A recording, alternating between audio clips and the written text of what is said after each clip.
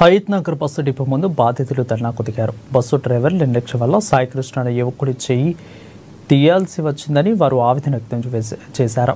ఇక హయత్ నగర్ డిపోకి సంబంధించిన బస్సు సాయికృష్ణ కుడి చేయి పైనుంచి వెళ్లిందని బాధితులు తెలిపారు. నవంబర్ 27వ తేదీన వనస్థలిపురం పోలీస్ స్టేషన్ పరిధిలోని పిస్తా హౌస్ ముందు ఈ ఘటన జరిగిందని చెప్పారు. అప్పటి నుండి ఎవరూ పట్టించుకోవడం లేదంటూ బస్సు డిపో ముందు ఆందోళన చేశారు. వారి ఫిర్యాదుతో పోలీసులు కేసు నమోదు చేసుకున్నారని, ఆ కేసును కొట్టేస్తామని ఎస్ఐ చెప్పాడని బాధితులు ఆరోపించారు.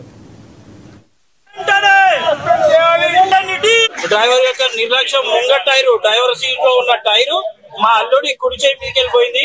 కంప్లీట్ కుడి చేయి తీయాల్సి వచ్చింది. కాబట్టి మాకు న్యాయం చేయాలి. ఎన్ని రోజులు తిరిగిన ఇంతవరకు న్యాయం జరగట్లేదు సార్. బియ్యం సార్ పట్టించుకోవట్లేదు, డ్రైవర్ పట్టించుకోలేదు. అసలు మానవత్వమే చచ్చిపోయింది. మా అల్లుడు ఇప్పుడు ప్రాణాపాయ స్థితిలో ఉండి అతనికి తక్షణ వైద్యుల ఖర్చుల కోసం ఇప్పుడు కంపల్సరీ న్యాయం జరగాలి సార్.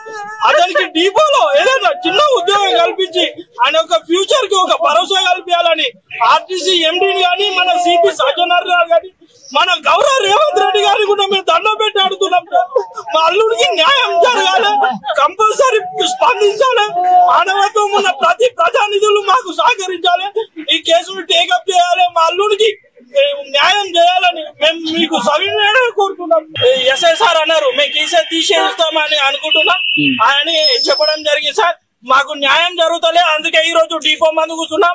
రేపు పోలీస్ స్టేషన్ కూడా కూర్చుంటాం, లేదంటే సీఎం దగ్గరికి పోయి కూడా కలుస్తాం సార్. మాకు సంపూర్ణమైనటువంటి న్యాయం జరగాలి.